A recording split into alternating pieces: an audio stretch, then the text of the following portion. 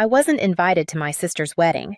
I found out while holding a paper plate of macaroni salad standing between the lemonade table and a cooler full of beer. It was June, hot enough that the plastic forks bent when you tried to scoop potato salad. My aunt had just put on a Tracy Lawrence playlist, and someone's toddler was crying near the bounce house. It was my cousin Jenny who said it. She'd just walked over from the grill, flipping her hair out of her face with one hand, a hot dog in the other. So she said cheerfully, "Are you flying out for Maddie's big day, or just driving in?" I blinked. "What big day?" She laughed, thinking I was being sarcastic. "The wedding, silly. She's finally marrying that guy with the hair gel." "James, right?" I smiled like I knew exactly what she meant. "Oh, yeah, right."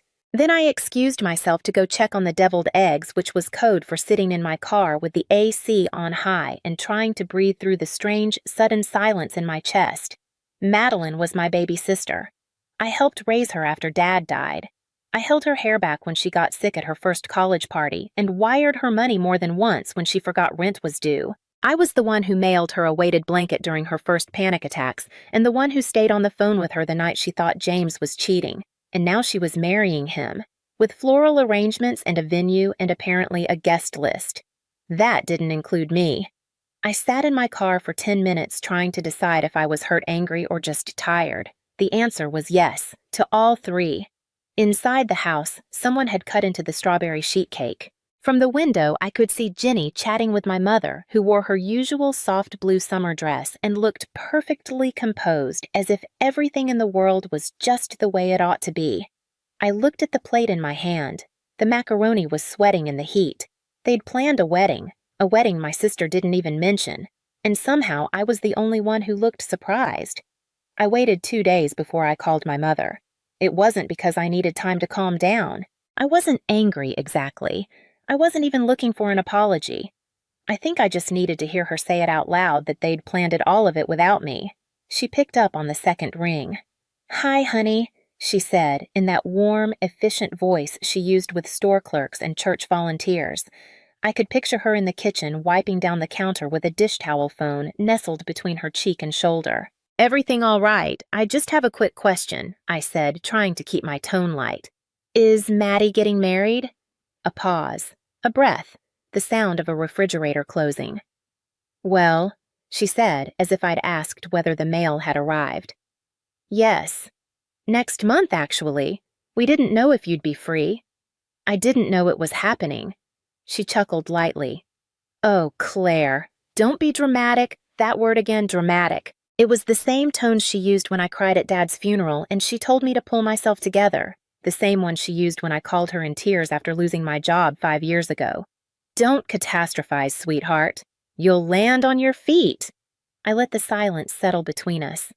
"You know," she continued, "Madeline really wanted something small. Just family." "I am family," she sighed. "Yes, but you're always traveling, and these things get complicated. James's parents had a lot of input and there were limited spots." "You understand." I didn't. But I knew better than to say that. "You're not mad, are you?" she asked, suddenly softer. "I'm not sure what I am." Another silence, this one heavier. Then, "We thought it would be easier this way. Less pressure on everyone." Easier. That was the word. It wasn't that they forgot me.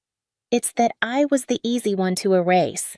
I told her I had to get back to work, though I wasn't working that day. She said, "All right, sweetheart," and just like that we hung up. I stared at my phone for a long time. Then I opened my calendar, scrolled to next month, and looked at the weekend of the wedding. Nothing scheduled. No RSVP. No seat. I didn't slam doors or post anything online. I didn't call Madeline to demand an explanation or draft a long, sad message no one would answer. Instead, I bought a ticket to Iceland. I didn't tell anyone, not my co-workers.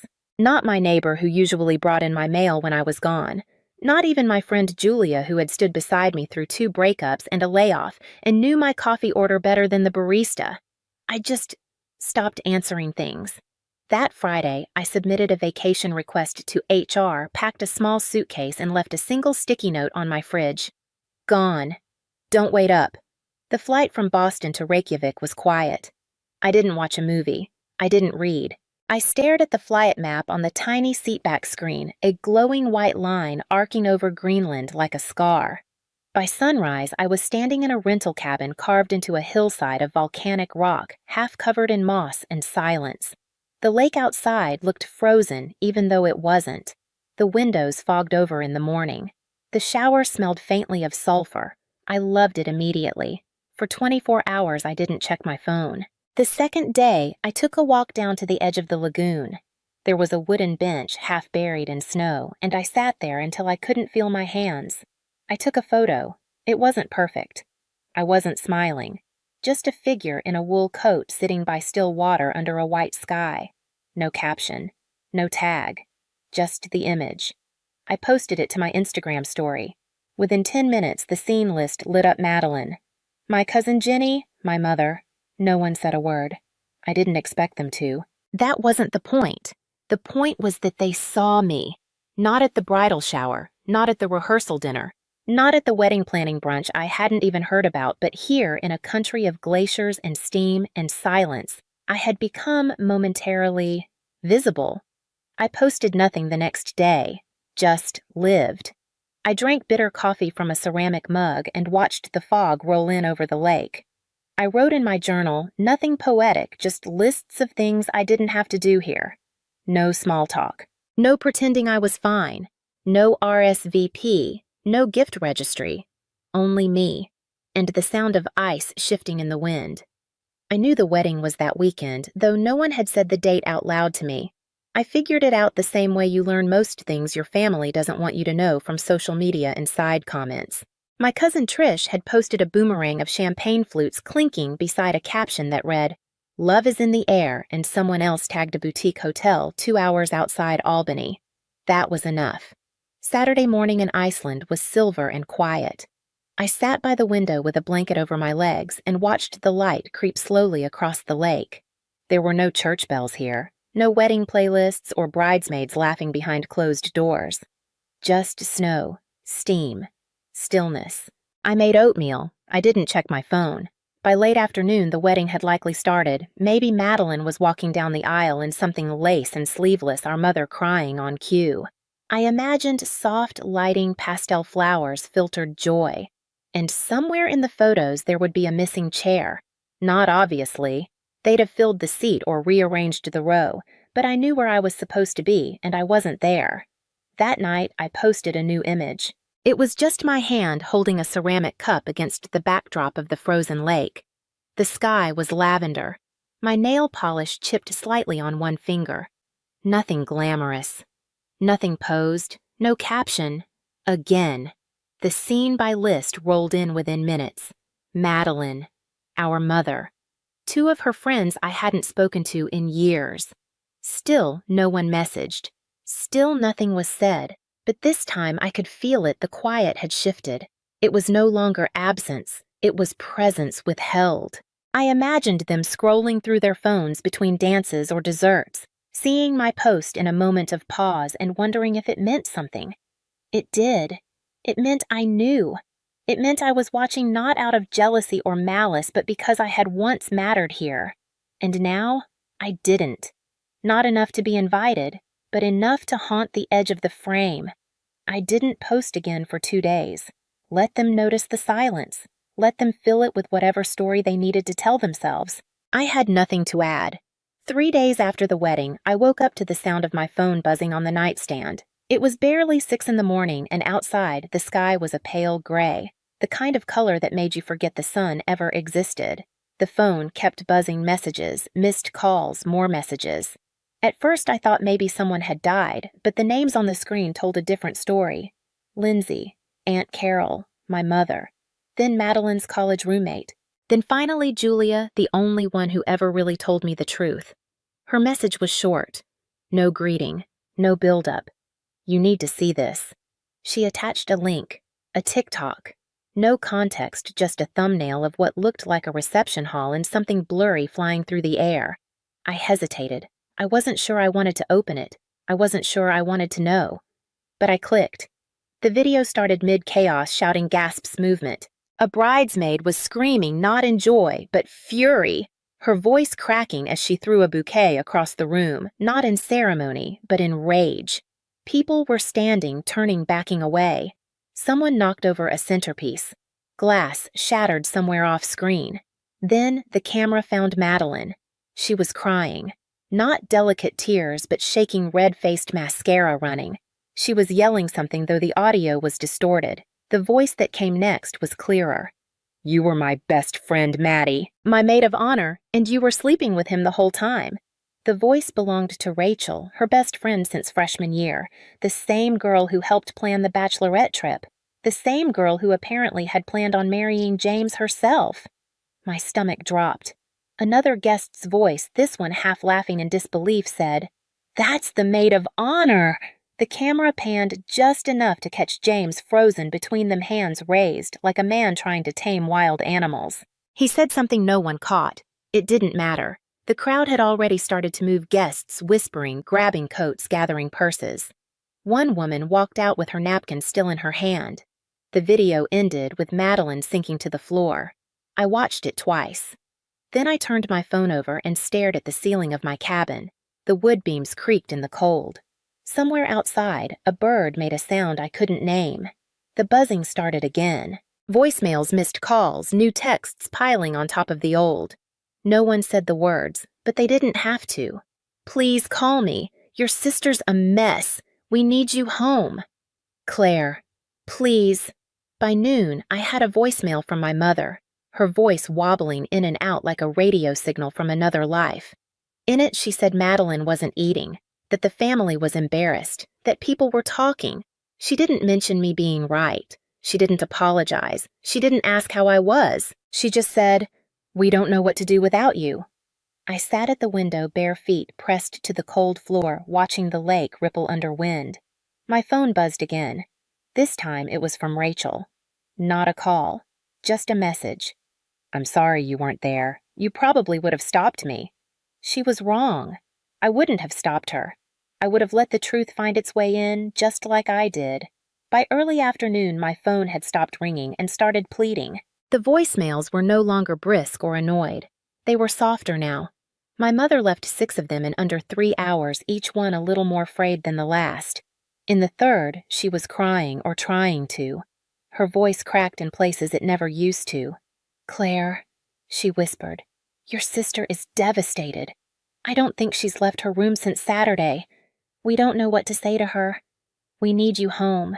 You've always been the strong one, the one who holds everyone together." That line again, the strong one, the one who knew how to carry things, who never asked to be carried. I didn't respond. Instead, I boiled water for tea and stepped outside, letting the steam warm my face while the wind cut through my sleeves. The sky above me was endless, low-hung quiet. I took a photo of the horizon, faint pink light resting on the edge of a glacier, and posted it without a word. 5 minutes later, my phone buzzed. "She's not well. She keeps asking for you. Claire, please." Just 5 minutes. That one was from my father's sister. A woman who once told me after Dad died that older daughters are like extra mothers. I was 15. I watched the snow drift across the porch step and said nothing. That evening, a message came in from Madeline herself. Not a call, just a text. "I know I hurt you. I didn't think it would matter this much. I thought you didn't want to be part of things anymore. Please, I need you. I don't know who else to ask." I stared at the message for a long time, not because I didn't believe it, but because it was the first real thing she'd said to me in years. But it wasn't enough. Not after all the times she had taken my help, but not my presence. Not after letting me fade out of the family photo without asking if I was still standing there. They didn't miss me. They missed what I did for them. And now that everything was falling apart, they wanted the scaffolding back. But I wasn't made of steel anymore. I had become glacier. Cold, still, unmovable. It was almost midnight when the phone rang again. This time I picked up. Not out of forgiveness, not because I'd softened. I just didn't want the silence to say everything for me. "Claire." My mother breathed like she'd been holding her voice for hours. I didn't speak. She waited, then filled the space the way she always did, with explanation disguised as care. "She's not doing well," she said quietly. "Madeline, she's She barely eats. She doesn't come downstairs. She keeps asking if you've responded. I could hear the clink of something ceramic in the background. Her kitchen, most likely. Probably the same blue teacup she always used when she needed to appear gentler. I wish you were here, she added. I looked out the window of my cabin. Outside, the lake had turned to glass. The sky was low and endless, the kind of cold that made sound feel smaller. I said finally, for years. You just didn't see me. There was a pause, not defensive, not quick, just still. I didn't know you felt that way, she said, her voice thinner now. You never said. No one asked. She let out a breath, not quite a sigh, just the sound of realizing there's no script left that still works. I'm sorry, she said, but it came out like a question. I didn't answer. Somewhere in the silence, she understood, because for once, she didn't try to fix it. No excuses, no soft rewrites of history. Just the sound of her breath, the faint chime of a clock in the background, the quiet of two people realizing something had ended a long time ago, and this was just the echo. Are you coming home? She asked after a while. I looked around the room. The wooden floor, the wool blanket on the chair, the sound of wind against the windows. Everything simple. Everything mine. No, I said gently. I think I'm finally home. We didn't say goodbye. We just let the call fade. I sat there a while, listening to the quiet. It didn't hurt anymore. It didn't comfort me either. It just felt true. The next morning, I woke early. The cabin was still the kind of stillness that doesn't ask anything from you. I wrapped myself in a thick sweater and stepped onto the back deck. The lake below was smooth as glass, reflecting the pale gold of a rising sun. The sky stretched wide and empty, and for once, that emptiness felt like peace. I made tea, scribbled a few lines in my journal, then pulled out the thick stationery I'd brought from home, but never used. I wrote one letter.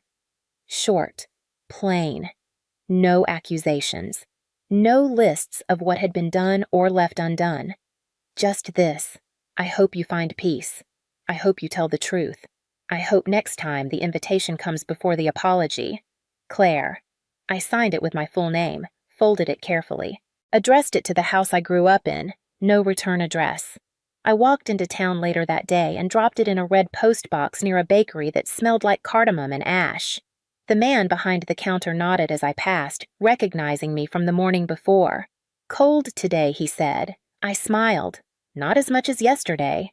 On the way back, I stopped by the edge of the lagoon. A single bench faced the water. I sat for a while sipping coffee from a paper cup, watching the steam rise and disappear. My phone was still in my pocket, untouched. When I returned to the cabin, I posted one last photo. A chair, wooden empty, framed by snow. Beyond it, the lake. No caption, but I knew they'd see it. Not because they followed me, but because people always notice what's missing once it's too quiet for too long. That night, I didn't check messages. Didn't scroll. Didn't wonder what they were saying back home. Instead, I made soup, lit a candle, pulled a blanket across my lap, and read the same page of a book 3 times, not because I was distracted, but because I wasn't in a hurry to leave the quiet. There was no victory in this. Just clarity. No closure. Just space. And for the first time in years, I didn't feel erased. I just felt still.